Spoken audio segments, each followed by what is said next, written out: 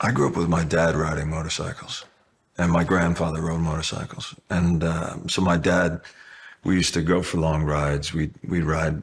My grandparents moved out to Arizona when I was young, and so my dad and I would ride from California to Arizona. So that I have a lot of memories of that. And then when I was about 16, my dad said, "You got to learn how to ride a motorcycle." So he threw me on, and I remember dropping his motorcycle many times in a parking lot trying to do slow moving turns and that sort of thing. And then when I was in Australia shooting Elvis, I met a guy named Cohen who owned this cafe. That was my favorite cafe out there, and he fixed up old Harleys. And so we would go riding together, and so that was my first time getting on an old bike. And then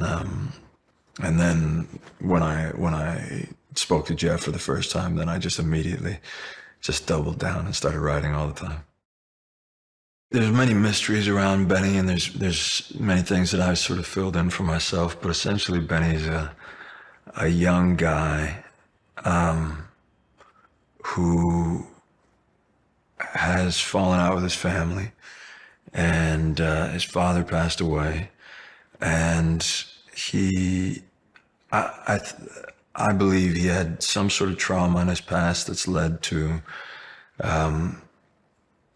him becoming a sort of lone wolf, but yet there's this part of humanity that craves togetherness, you know.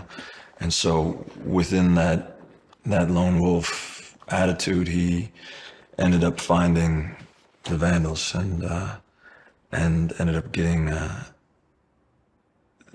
sort of father figure or a big brother figure with Johnny, and the camaraderie of all the guys.